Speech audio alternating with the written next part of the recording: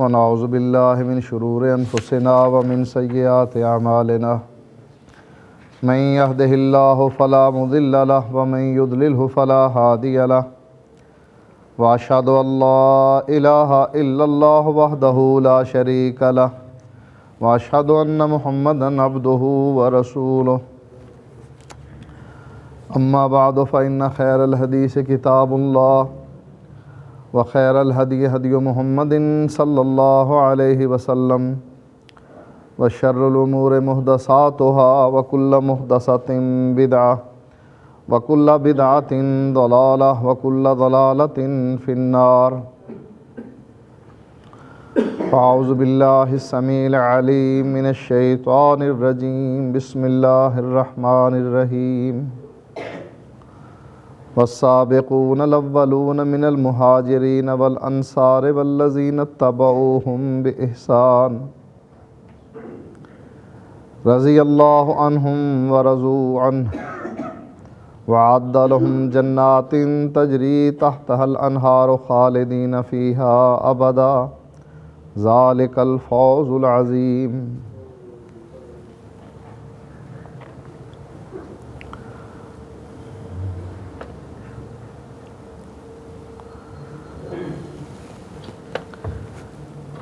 اگر انسان کی اپنی غیرت حمیت مر جائے اور دوسرے بے غیرتی کا مظاہرہ کریں تو دوسروں سے کیا گلہ؟ جب اپنے اندر ہی حمیت نہیں، غیرت نہیں، اللہ کے لیے دوستی، اللہ کے لیے دشمنی نہیں، پھر یہ کہنا فلاں ملک میں ایسا ہوتا ہے، فلاں جماعت والے ایسا کرتے ہیں، فلاں گروہ ایسا کر رہا ہے، اصل مسئلہ یہ ہے کہ تم کیا کر رہے ہو۔ یہ محرم کے ایام ہیں جن کو ہم غم کے طور پر مناتے ہیں۔ جن لوگوں کا مذہب ہے غم منانا وہ تو مناتے ہی ہیں، ہم سنی مسلمان بھی ان ایام کو غم کے دن مناتے ہیں۔ ان ایام میں اور پورے مہینے میں نہ ہمارے ہاں نکاح ہوتا ہے، نہ ہمارے ہاں شادی ہوتی ہے، نہ اور کوئی خوشی منائی جاتی ہے، اور اس کی وجہ صرف اور صرف یہ ہے کہ حضرت حسین رضی اللہ تعالیٰ عنہ کو شہید کر دیا گیا، ان کا غم ہے۔ ربیع الاول میں بینڈ باجے بجائیں گے، بیٹے کی بارات لائیں گے، اس میں گانے بھی چل رہے ہیں اور خرافات بھی چل رہی ہیں۔ ربیع الاول میں اللہ کے نبی کے فوت ہونے کا کوئی غم نہیں، جو کائنات کا سب سے بڑا غم ہے کہ صحابہ کہتے ہیں کہ جس دن اللہ کے نبی آئے مدینے میں مکے سے ہجرت کر کے ہر چیز روشن تھی، اور جس دن گئے ربیع الاول کے مہینے میں 12 ربیع الاول کو سارا مدینہ تاریک ہو چکا تھا۔ وہ مہینہ غم کا نہیں جس دن ساری دنیا کا سردار، امام الانبیاء کا خطیب اور امام، سارے انبیاء کا خطیب اور امام اس دنیا سے رخصت ہو رہا ہے، ہم سنی لوگ اس مہینے کو غم کا مہینہ نہیں مناتے۔ جس مہینے میں صدیق اکبر فوت ہوئے وہ مہینہ بھی غم کا نہیں۔ جس مہینے میں نبی اکرم صلی اللہ علیہ وآلہ وسلم کے داماد ذو النورین حضرت عثمان شہید ہوئے وہ مہینہ بھی غم کا نہیں۔ اصل میں میڈیا ہمارے ذہنوں پر سوار ہو گیا۔ جب بھی دیکھو جہاں بھی دیکھو ان لوگوں کا قبضہ ہے، اور خاص کر اس مہینے میں تو ایسے لگتا ہے کہ سارا ملک ان کے ہاتھ میں بیچ دیا گیا۔ جو سڑک چاہیں بند کر لیں، جس چوک پر چاہے ناکہ لگا لیں، ریڈیو پر ٹی وی پر قبضہ کر لیں، ان لوگوں کو اختیار دے دیں کہ جو چاہو کہو، جو چاہو کرو، تمہیں کوئی روکنے والا نہیں۔ صحابہ پر تبرہ کرو، اجازت ہے، ان کو منافق کہو، اجازت ہے۔ طریقہ دیکھیں کیا اختیار کرتے ہیں، کہتے ہیں ہم صحابہ کو برا نہیں کہتے لیکن منافقوں کو ہم کبھی معاف نہیں کرتے۔ ان کے نزدیک منافق کون ہے؟ یہ غاصب ابو بکر صدیق، عمر فاروق، عثمان غنی، جنہوں نے حضرت علی سے خلافت چھین لی۔ آپ نے اذان سنی ہوگی، اس پر کوئی پابندی نہیں، ہاں ہم حقائق بتائیں تو ہم پر پابندیاں۔ اذان میں کس بات کا اعلان ہوتا ہے؟ علی ولی اللہ وصی رسول اللہ خلیفۃہ بلا فصل۔ حضرت علی اللہ کے ولی ہیں، مانتے ہیں۔ وصی رسول اللہ جھوٹ ہے۔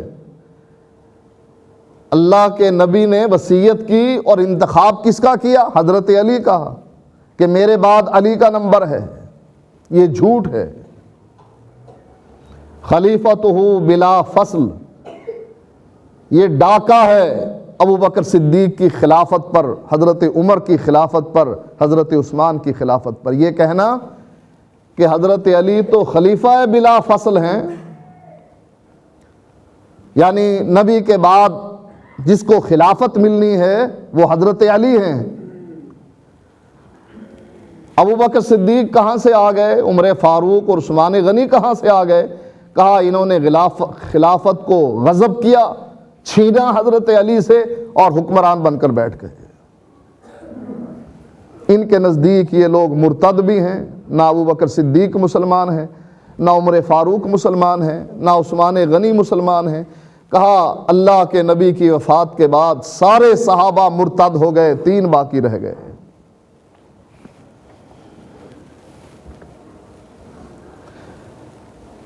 اور ہم بھی ان کی دیکھا دیکھی ایک ذہن بنا کر بیٹھے ہوئے ہیں، ان پر کوئی پابندی نہیں کسی قسم کی۔ ایسا لگتا ہے کہ یہ اسٹیٹ ہی ان کی ہے، اور پڑوسی ملک میں جا کر دیکھ لیں، اہل سنہ کی کوئی مسجد نظر نہیں آئے گی پورے ایران میں، اور اہل سنہ کے علماء کو چن چن کر قتل کیا ان لوگوں نے، ان کی حکومت نے۔ وہاں ہمارے ساتھ یہ سلوک، اور یہاں ان کے ساتھ ہم یہ سلوک کر رہے ہیں کہ شانہ بشانہ کھڑے ہیں ان کے ساتھ۔ ہم حلیم پکائیں گے ہم بھی غم میں، پانی کی سبیلیں لگائیں گے ہم بھی۔ یہ تو پورے 3% ہیں، لیکن جلوس دیکھیں کتنا بڑا نکلتا ہے۔ یہ کون ہیں؟ ہم شریک ہوتے ہیں۔ غم میں شادیاں نہیں کریں گے، نکاح نہیں کریں گے، منگنی نہیں کریں گے، کوئی خوشی نہیں منائیں گے۔ کیوں؟ حضرت حسین کا غم۔ مانا حضرت حسین شہید ہوئے، ظالموں نے بلا کر شہید کر ڈالا، خط لکھے حضرت حسین کو۔ حضرت حسین رضی اللہ تعالی عنہ، ادھر لوگ منا جا رہے ہیں مکے سے احرام باندھ کر حج کے لیے، اور حضرت حسین مکے سے کوفہ جا رہے ہیں۔ کوفیوں نے بلایا، شہید کر ڈالا، بیبیوں کی بے حرمتی کی، یہاں تک کہ یہ پورا قافلہ شام پہنچا۔ مانا وہ شہید تھے، لیکن پتہ ہے اس مہینے میں ایک اور بھی شہید ہوا تھا، جس کے بارے میں ہم سنی مسلمانوں کو کچھ پتہ نہیں۔ حضرت حسین کی شہادت نبی اکرم صلی اللہ علیہ وآلہ وسلم کا یہ فرمان من قتل دون مالہ فہو شہید، من قتل دون عرضہ فہو شہید، جو مال کی حفاظت میں مارا گیا وہ بھی شہید، جو عزت کی حفاظت میں مارا گیا وہ بھی شہید۔ حضرت حسین شہید ہیں لیکن اس کیٹیگری میں آتے ہیں، مال اور عزت کی حفاظت کرتے ہوئے ابن زیاد کی نہ مانی، ان کے کارندوں کی نہ مانی، کہا مجھے جانے دو شام، میں یزید سے اپنا معاملہ طے کر لوں گا۔ وہ کہنے لگے نہیں، پہلے ہماری بیعت کرو پھر آگے جانا، پہلے ہمارے آگے سر جھکاؤ پھر آگے جانا۔ حضرت حسین کو بھی غیرت آ گئی کہ میں ابن زیاد کی بیعت کروں، نہ مانے، مال اور عزت کی حفاظت میں شہید ہو گئے۔ لیکن ایک اور شہید بھی ہے، حضرت حسین کو سرٹیفکیٹ شہادت کا کسی نے نہیں دیا۔ ہم امید رکھتے ہیں اللہ تعالیٰ سے کہ اللہ ان کو شہادت کا رتبہ دے گا مال اور عزت بچانے کی وجہ سے، لیکن جس ہستی کو اللہ کے نبی نے سرٹیفکیٹ شہید کا دیا ہے، ہمیں اس کی تاریخ شہادت کا علم ہی نہیں، اس کے مہینے کا کہ کس مہینے میں یہ شہید ہوا ہے اس کا ہمیں علم ہی نہیں۔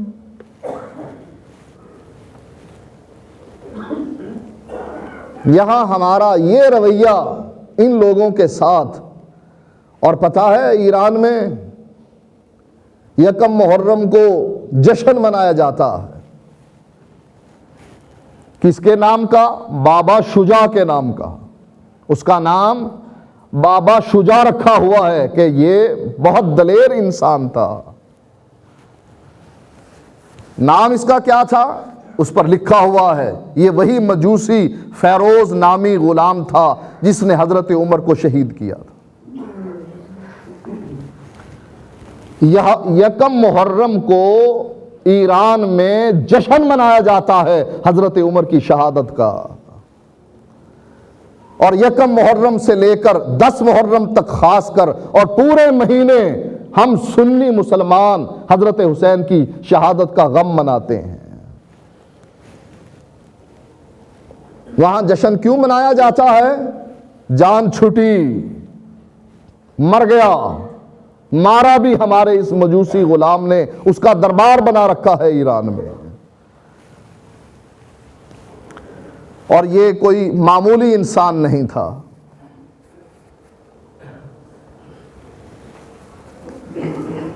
اس کی شہادت کی خوشخبری اللہ کے نبی کی زبان سے نکلی۔ آپ ایک پہاڑ پر چڑھے، احد پر، آپ کے ساتھ ابو بکر صدیق تھے، عمر فاروق تھے، عثمان غنی تھے۔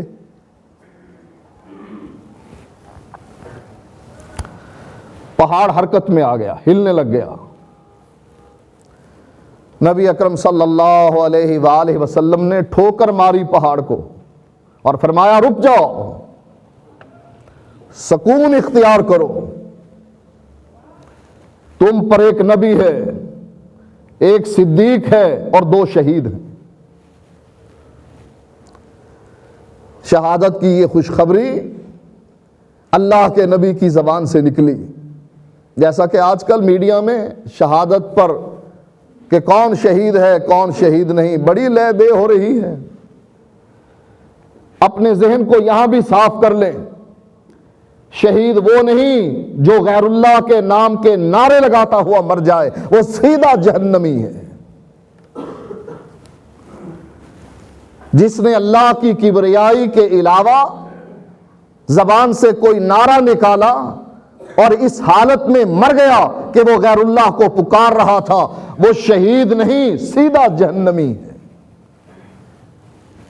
شہادت کے لیے پہلی شرط عقیدہ توحید ہے۔ اگر عقیدہ توحید لا الہ الا اللہ والا ہوا تب تو یہ جنت میں جائے گا، وگرنہ جنت میں جانے کا سوال ہی پیدا نہیں ہوتا۔ اگر جنت ویسے ملتی جیسے ہم بانٹ رہے ہیں تو اللہ کے نبی ابو طالب کو جنت لے کر نہ دیتے؟ آپ کیوں اتنے پاپڑ بیلتے؟ کہ پہلے دروازے پر کھڑے ہو کر آواز لگا رہے ہیں یا ام قل لا الہ الا اللہ. ابو جہل، عتبہ، شیبہ ابو طالب کو سمجھا رہے ہیں دیکھنا اس کی بات مان کر ہمیں ذلیل نہ کر دینا. لوگ کیا کہیں گے؟ تمہارا سردار آبائی دین کو چھوڑ کر بھتیجے کے دین پر مرا. وہ اس کو سمجھا رہے ہیں اور اللہ کے نبی آواز دروازے پر سے لگا رہے ہیں. بھیڑ چھٹتی ہے، اللہ کے نبی کو اندر جانے کا، کمرے میں جانے کا موقع ملتا ہے جہاں ابو طالب اپنی زندگی کے آخری لمحات گزار رہا ہے، آخری گھڑیاں گن رہا ہے. آپ اس کے سرہانے جا کر بیٹھتے ہیں، کہتے ہیں چچا پہلے تو میں نے وہاں سے آواز دی تھی نا کہ لا الہ الا اللہ پڑھ لو میں تجھے جنت لے دوں گا. اب اس وقت اگر اقرار کرتا، کمرے میں بیٹھے ہوئے سارے سردار سنتے کہ ابو طالب نے لا الہ الا اللہ پڑھا، اور تیرے لیے بڑا مشکل تھا کہ ان کے سامنے تو عقیدہ توحید کا اقرار کرے، کیونکہ تجھے طعن و تشنیع کا ڈر ہے. تو سمجھتا ہے کہ میرا دین سب سے سچا دین ہے، لیکن ان کی طعن و تشنیع کی وجہ سے تو بات ماننے کے لیے تیار نہیں تھا. اب ایسا کر، قل لا الہ الا اللہ فی اذنی، میرے کان میں لا الہ الا اللہ کہہ دے، میں پھر بھی تجھے جنت لے دوں گا. احاج لک بہ عند اللہ، میں اللہ سے جھگڑا کروں گا کہ تو نے جنت کی بنیاد لا الہ الا اللہ پر رکھی، اور میرے چچا نے بھی لا الہ الا اللہ کہا تھا، چاہے میرے کان میں ہی کہا تھا، تو میرے کان میں ہی کہہ دے. کہنے لگا موت علی دین عبد المطلب، میں اپنے باپ دادا کے دین پر مرتا ہوں. جب نبی اپنے چچا کو جنت لے کر نہیں دے سکا، ہم ویسے ہی لوگوں کو جنت میں داخل کرنا چاہتے ہیں، یہ بھی شہید، یہ بھی شہید، یہ بھی شہید. ادھر بھٹو شہید، ادھر ضیاء الحق شہید، اور ادھر یکم مئی کو وہ سوشلسٹ جو نہ اللہ کو مانے، نہ قرآن کو مانے، نہ حدیث کو مانے، نہ نبی پر ان کا ایمان ہے، وہ بھی شہید. ان کو بھی سرخ سلام کیا جاتا ہے یکم مئی کے شہداء کو. یہ تو ریوڑیاں ہیں جو بانٹ رہے ہیں ہم شہادت کی. شہادت کے لیے پہلی شرط عقیدہ توحید، دوسری شرط نیت کا خالص ہونا، ریاکاری نہ ہونا. کیوں مر رہا ہوں؟ جان کیوں دے رہا ہوں؟ وگرنہ وہ حدیث آتی ہے کہ جہنم میں سب سے پہلے ان 3 آدمیوں کو پھینکا جائے گا اوندے منہ. ان میں سے ایک شہید بھی ہوگا، اللہ کے راستے میں مرنے والا بھی ہوگا، جس کو لوگ شہید کہیں گے وہ بھی کہے گا اللہ مجھے جنت دے. اللہ پوچھے گا کس لیے لڑا تھا؟ اس لیے کہ لوگ کہیں یہ تو بڑا جری بہادر انسان ہے، خطرات میں کود جاتا ہے، اس لیے لڑا تھا نا. میرے کلمے کو، توحید کو بلند کرنے کے لیے تو نہیں لڑا تھا نا. تیری لڑائی فی سبیل اللہ نہیں تھی، تیری لڑائی ریاکاری کے لیے تھی. اللہ فرشتوں سے کہے گا اس کو پکڑو اور اوندے منہ جہنم میں پھینک دو. شہادت کی دوسری شرط نیت ہے. اگر نیت خالص ہے، پاکستان کے فوجی اگر اس لیے لڑ رہے ہیں کہ ہم اب اس ملک کو بچانا چاہتے ہیں جس ملک میں ہماری مساجد ہیں، ہمارے مدارس ہیں، اللہ کی توحید گونجتی ہے، نبی کی رسالت کا ڈنکا بجتا ہے، ہم اس ملک کی حفاظت کتاب و سنت کے لیے کرنا چاہتے ہیں، عقیدہ اس کا درست ہے، نیت اس کی خالص ہے، یہ انشاءاللہ شہید ہے.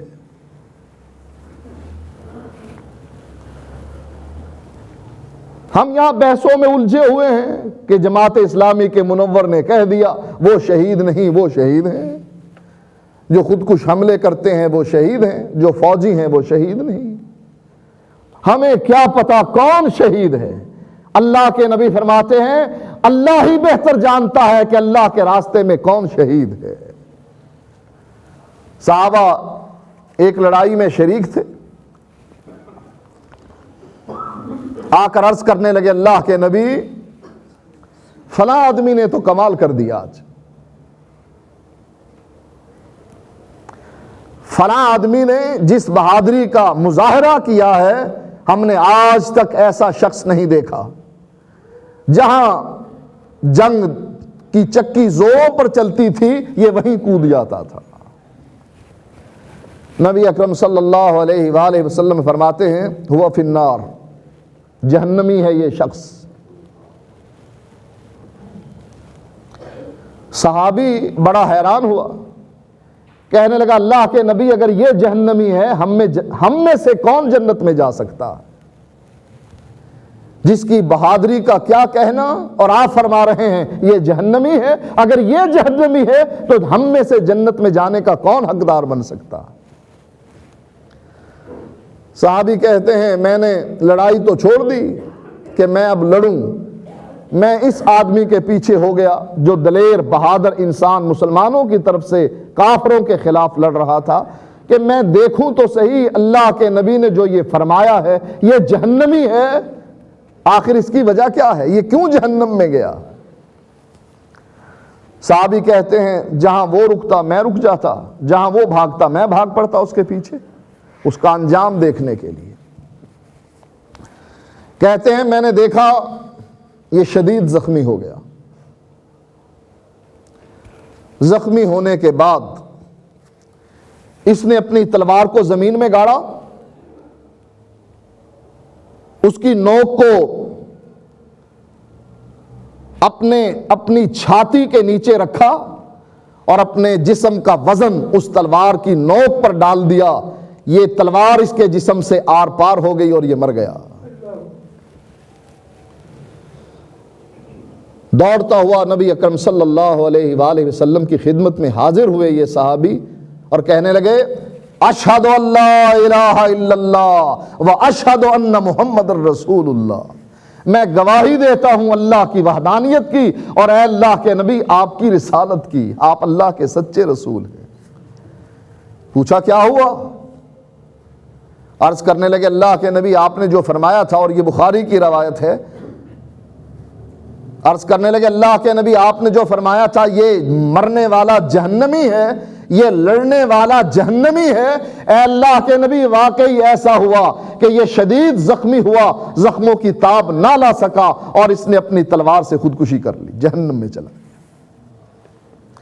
صحابی کو پتا نہیں کہ یہ لڑنے والا شہید ہے یا مردود ہے، اور ہم یہاں فتوے دے رہے ہیں وہ شہید ہے وہ مردود ہے۔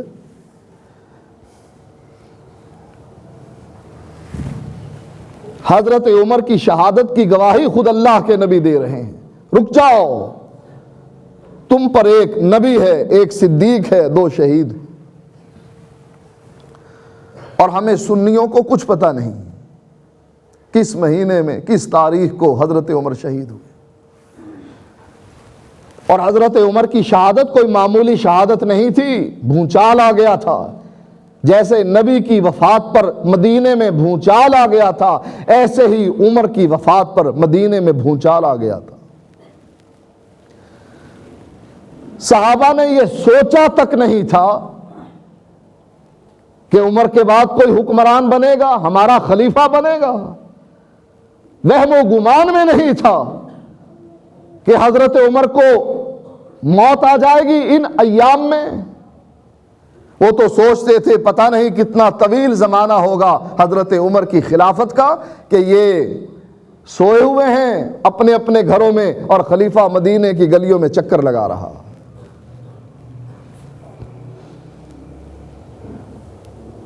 گھروں سے ایک گھر سے رونے کی آواز آئی بچوں کی،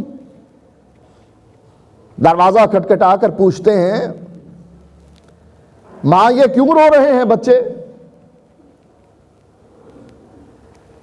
کہنے لگی بچے بھوکے ہیں۔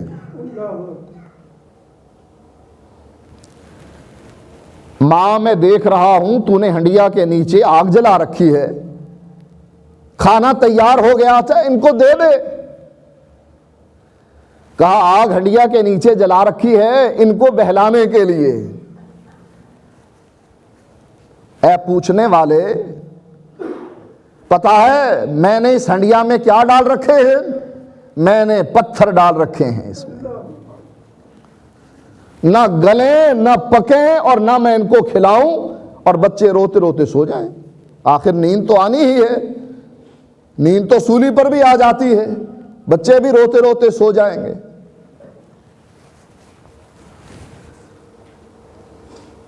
اس مہینے کی ابتدا میں یکم محرم کو وہ ہستی شہید ہو رہی ہے جو فوراً بیت المال میں جاتی ہے، غلام سے کہتی ہے یہ آٹا اٹھاؤ اور میرے کندھے پر رکھ دو، یہ گھی اٹھاؤ اور میرے کندھے پر لاد دو۔ کہا غلام حاضر ہے۔ غلام اپنے آقا کی خدمت کے لیے حاضر ہیں، آپ معمولی آقا نہیں، امیر المومنین ہیں، اکیلے امیر المومنین نہیں، اللہ کے نبی کے سسر ہیں، آپ کی بیٹی حفصہ نبی کے نکاح میں ہے، میں جو خدمت کے لیے حاضر ہوں، آپ کہتے ہیں میرے کندھے پر رکھ۔ کہا کل قیامت کے دن بھی میرا بوجھ اٹھانے کے لیے آ جائے گا تو؟ یہ میری ذمہ داری ہے عوام کی دیکھ بھال کرنا کہ عوام کس حالت میں ہیں، بھوکے سو رہے ہیں، پیٹ بھر کر سو رہے ہیں، یہ خلیفے کی ذمہ داری ہے۔ اور تو یہ میرا بوجھ یہاں اٹھانا چاہتا ہے، بتا قیامت کے دن اگر میرا بوجھ مجھے اٹھانا پڑ گیا وہاں آ کر ساتھ دے گا میرا؟ گئے، آٹا اتارا، گھی اتارا اور اس عورت کی دعائیں لیں، کہنے لگی اے کاش عمر ہمارا خلیفہ نہ ہوتا، تو ہوتا۔ اور نہیں پتا کہ یہ جو گفتگو کر رہی ہے یہ حضرت عمر سے کر رہی ہے یا کسی اور آدمی سے کر رہی ہے، کوئی علم نہیں۔ کہا عمر ہمارا خلیفہ نہ ہوتا تو ہوتا۔ جسے اپنے رعایا کی اتنی دیکھ بھال کرنی یاد ہے، اسے پتا ہے کہ قیامت کے دن حضرت عمر کہا کرتے تھے اگر فرات کے کنارے بھی بکری کا بچہ مر گیا تو عمر سے پوچھا جائے گا تیرے دور خلافت میں یہ کیوں ہوا؟ آج اس کی وفات پر ایران میں جشن، اور ہم سنیوں کو کچھ پتا نہیں کس تاریخ کو کس مہینے میں فوت ہوئے حضرت عمر رضی اللہ تعالی۔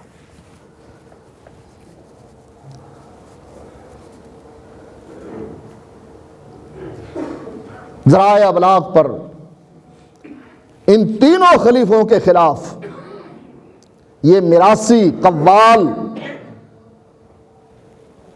امت کے جسم میں زہر گھول رہے ہیں، یہ کہہ کر دمادم مست قلندر علی کا پہلا نمبر۔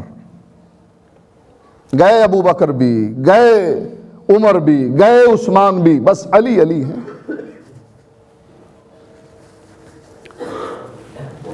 اور اگر پوچھا جائے علی کا پہلا نمبر کیوں،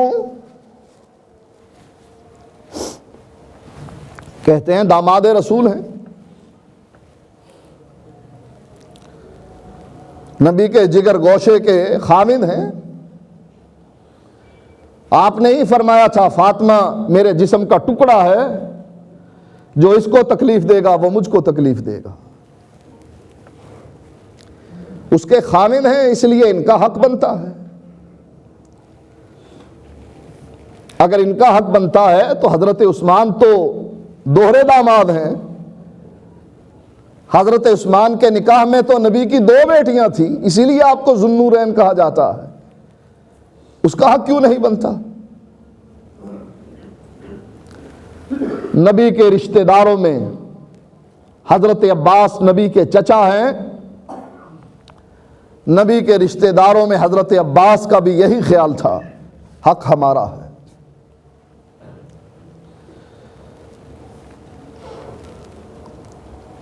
حضرت علی اللہ کے نبی کی عیادت کرنے کے لیے گھر گئے. باہر آئے لوگوں نے پوچھا اللہ کے نبی کی طبیعت کیسی ہے؟ فرمانے لگے الحمدللہ اللہ کے نبی کی صحت اب بہت اچھی ہے. حضرت عباس نبی کے چچا حضرت علی کو پکڑ کر ایک طرف لے گئے. فرمانے لگے علی میں بنو ہاشم کے افراد کی موت سے واقف ہوں. میں جان لیتا ہوں کہ ان افراد پر جب موت قریب ہوتی ہے ان کی کیا حالت ہوتی ہے مجھے پتہ لگ جاتا ہے، اور میں دیکھ چکا ہوں اللہ کے نبی کی طبیعت کو. تم کہتے ہو کہ اللہ کے نبی کی صحت اب اچھی ہے، اور میں یہ کہتا ہوں علی 3 دن کے بعد تو لاٹھی کا غلام بن جائے گا. کہنے کا مطلب یہ کہ 3 دن کے بعد اللہ کے نبی فوت ہو جائیں گے. مجھے ان کی حالت بتلا رہی ہے، ان کی شکل دیکھ کر میں نے اندازہ لگا لیا ہے کہ زیادہ سے زیادہ 3 دن کے مہمان. علی ابھی اللہ کے نبی زندہ ہیں. جاؤ اللہ کے نبی علیہ الصلاۃ والسلام سے پوچھ لو کہ آپ کے بعد خلافت کس کا حق ہے.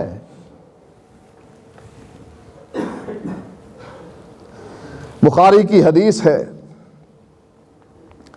جس کا حق تھا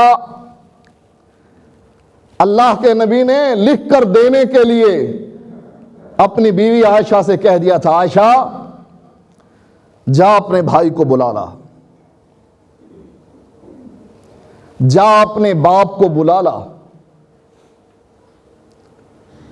میں یہ چاہتا ہوں کہ مرنے سے پہلے لکھ دوں کہ خلافت کس کا حق ہے. پھر خود ہی فرمانے لگے یا اب اللہ والمومنون، مجھے لکھ کر دینے کی ضرورت کیا ہے. یا اب اللہ والمومنون، نہ اللہ مانتا ہے نہ مومن مانتے ہیں میرے بعد اگر کوئی خلیفہ بنے گا تو ابو بکر بنے گا. حضرت عباس بھی موجود تھے، ابو طالب کے دوسرے بیٹے بھی موجود تھے، حضرت علی بھی موجود تھے. لیکن اللہ کے نبی نے بیماری کے ایام میں کیا فرمایا؟ مروا ابا بکر فلیصلی بالناس، ابو بکر کو کہو امام بنے لوگوں کا، لوگ اس کے مقتدی بنے. علی کا سر تیرے قدموں میں آئے، تو امام بنے وہ مقتدی بنے، وہ تیرے پیچھے رہے، تیری اقتدا کرے، تو آگے میرے مصلی پر کھڑا ہو. حضرت عائشہ نے اعتراض کیا، آپ نے فرمایا مروا ابا بکر فلیصلی بالناس، ابو بکر کو ہی کہو. تیسری مرتبہ حضرت عائشہ نے جب اعتراض کیا کہ رقیق القلب ہیں، نماز نہیں پڑھا سکیں گے، روئیں گے آپ کو نہ پا کر، عمر کو کہہ دو. فرمانے لگے تمہاری حالت ویسی ہی ہے جیسے یوسف علیہ السلام کے زمانے میں ان عورتوں کی تھی جو یوسف علیہ السلام سے مکر و فریب کر رہی تھی.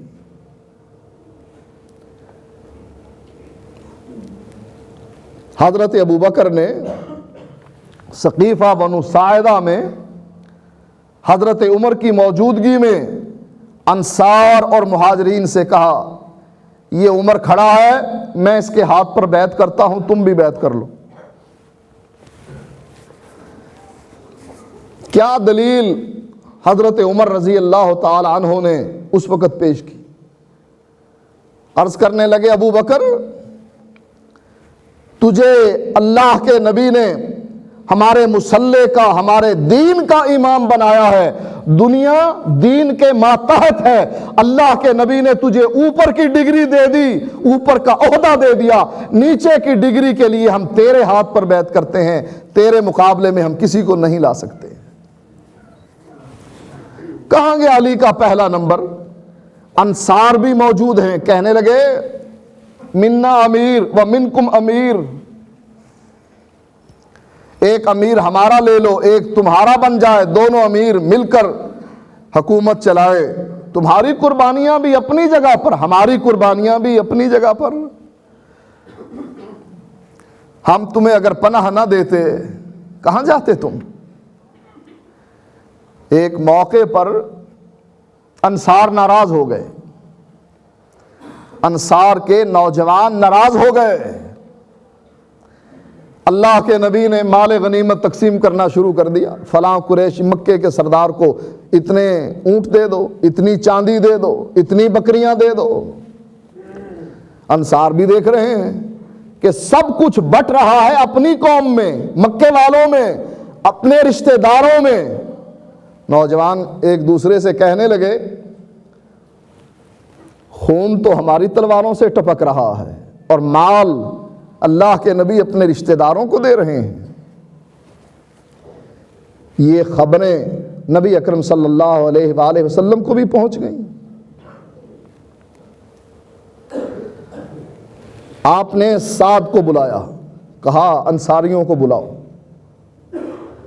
قبیلے والوں کو بلاؤ، اور اس کے علاوہ کوئی نہ ہو اس محفل میں۔ بلا لیے گئے۔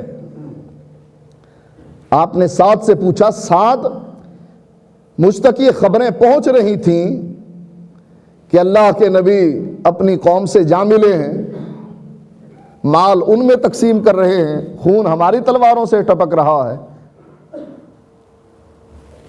کیا خیال ہے تمہارا اس بارے میں؟ عرض کرنے لگے اللہ کے نبی میں بھی اپنی قوم کا ایک فرد ہوں، ہمارے دلوں میں یہ خیال آیا، ہم نے اس کو برداشت کیا، لیکن نوجوان پھٹ پڑے، انہوں نے اظہار کر دیا۔ آپ نے انصار سے خطاب کرتے ہوئے فرمایا انصاریو کیا خیال ہے تمہارا؟ تم اس تقسیم پر ناراض ہو، کیا یہ حقیقت نہیں کہ میری وجہ سے اللہ تعالیٰ نے تمہیں اسلام عطا فرمایا؟ تم گمراہی پر تھے، جہنم کا ایندھن بننے کے لیے تیار تھے، اللہ نے میری وجہ سے تم کو ہدایت دی۔ عرض کرنے لگے اللہ کے نبی کوئی شک نہیں اس میں، اے انصاریو اللہ تعالیٰ نے میری وجہ سے تم کو غنی کر دیا۔ عرض کرنے لگے کوئی شک نہیں اللہ کے نبی اس میں۔ آپ فرمانے لگے نہیں انصاریو تم مجھے کہہ سکتے ہو کہ اے اللہ کے نبی آپ کو در بدر کیا مکے والوں نے، ہم نے آپ کو پناہ دی، تم کہہ سکتے ہو، اور تمہارا کہنا بجا ہے، میں انکار نہیں کروں گا کہ تم نے مجھے پناہ دی۔ میں جب مکے سے آیا تنگ دست تھا، انصاریو تم نے اپنا مال مجھ پر نشاور کیا، تم کہہ سکتے ہو۔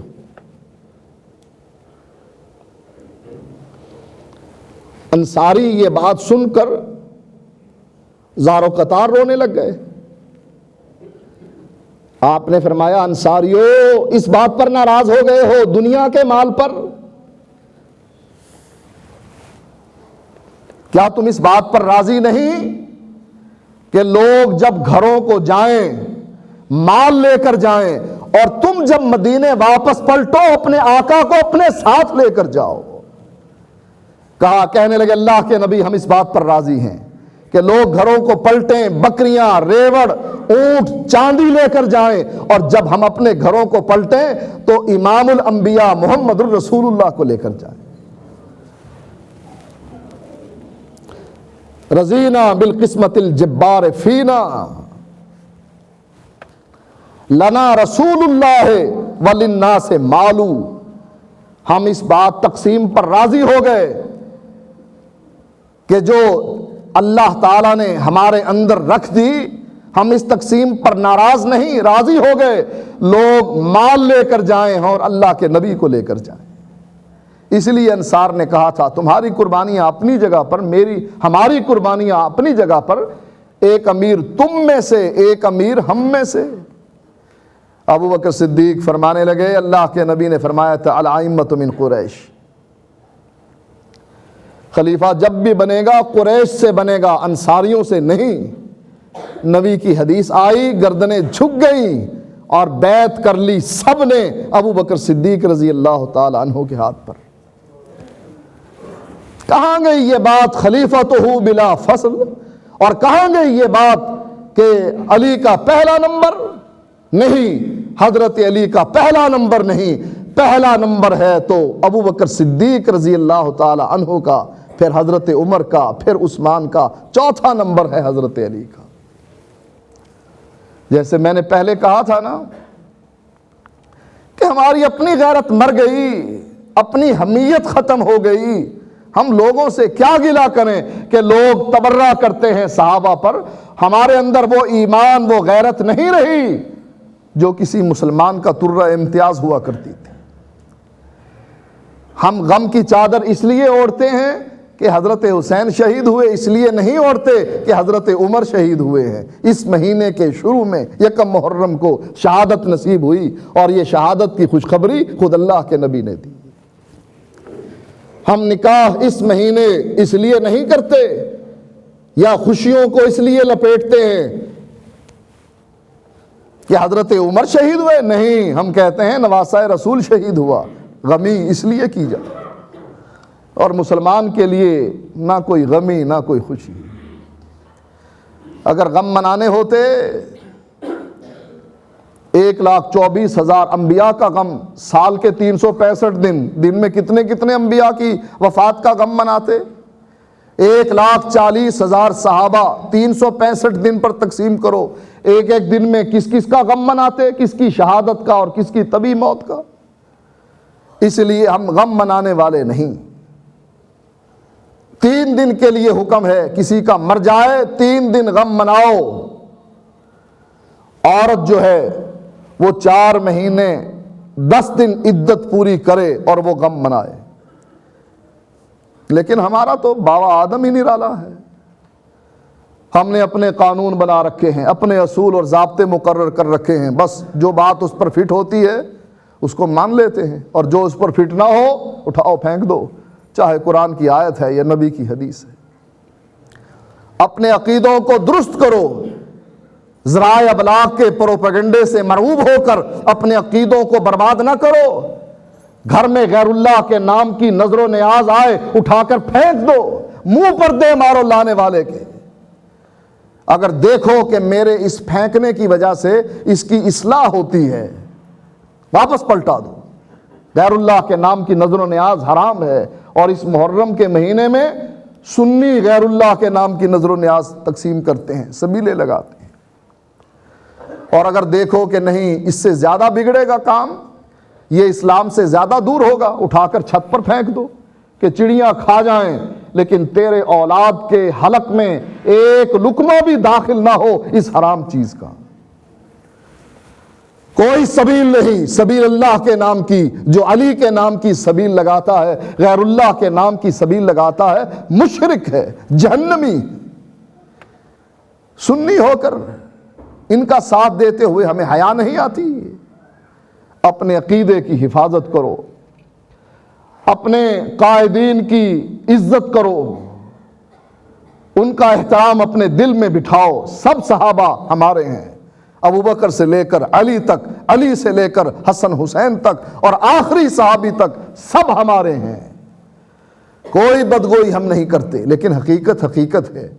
جس کو مقام اللہ کے نبی نے بڑا دیا وہ بڑا، جس کو چوتھے نمبر پر رکھا اس کو چوتھے نمبر پر رکھنا۔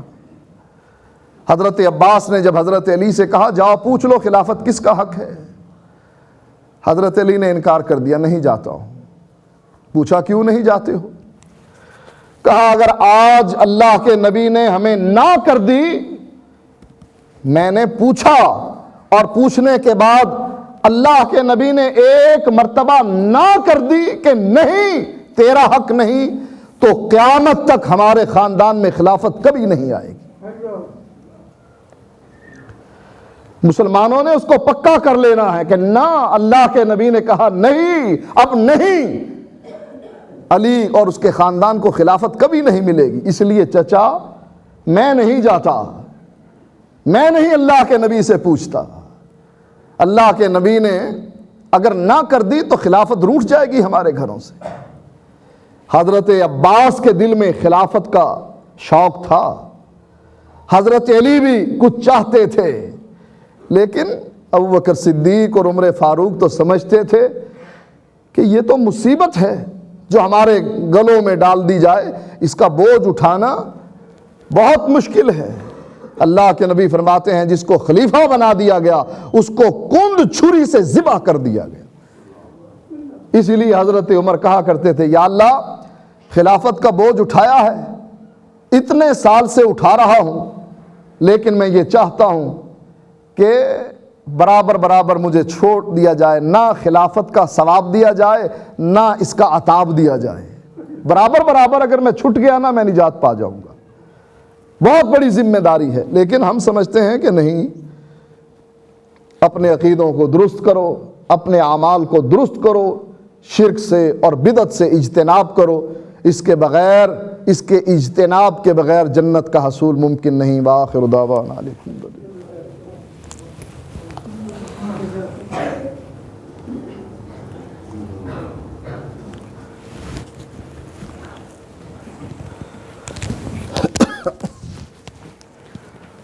الحمدللہ الحمدللہ نحمده ونستعینه ونستغفره ونعوذ باللہ من شرور انفسنا ومن سیئات اعمالنا من يهده اللہ فلا مضل له ومن يضلله فلا هادی له واشهد ان لا الہ الا اللہ وحدہ لا شریک له واشهد ان محمدا عبدہ ورسولہ اما بعد فإن خیر الحدیث کتاب اللہ وخیر الہدی ہدی محمد صلی اللہ علیہ وسلم وشر الامور محدثاتها وكل محدثة بدعة وكل بدعة ضلالة وكل ضلالة في النار۔ ایک ساتھی ہیں، ان کی والدہ بیمار ہیں، ظہور صاحب کی، ان کی شفا یابی کے لیے دعا کریں، اللہ تعالیٰ ان کی والدہ کو صحت کاملہ عاجلہ عطا فرمائے۔ اشفاق احمد صاحب ہیں، ان کے چچا ہسپتال میں زیر علاج ہیں، حالت نازک ہے، ان کے لیے بھی دعا کریں کہ اللہ تعالیٰ ان کو بھی شفا کاملہ عاجلہ عطا فرمائے۔ اور ایک اعلان یہ ہے کہ تحقیق کی اہمیت اور قانون شہادت نامی کتاب مرکز الدعوۃ الاسلامیہ نے چھاپی ہے، جو لینا چاہے باہر موجود ہے، قیمت ان کی انہوں نے 40 روپے رکھی ہے۔ ایک ساتھی ہیں، انہوں نے سوال لکھے ہیں اور سوال پورے خطبے کے برابر ہیں، یعنی میں جواب دینے لگوں تو گھنٹہ ایک اور لگ جائے گا، لہٰذا یہ علیحدہ آ کر مجھ سے پوچھ لیں، یا موقع ملا بعد میں اگلے جو جمعے آئیں گے اس میں کوشش کروں گا ان کے سوالوں کا جواب دے سکوں۔ کربلا کے بارے میں پوچھا ہے، ان اللہ یأمر بالعدل والإحسان وإیتاء ذی القربى وینہی عن الفحشاء والمنکر والبغی یعظکم لعلکم تذکرون۔ سبحان ربک رب العزۃ عما یصفون وسلام علی المرسلین والحمد للہ رب العالمین۔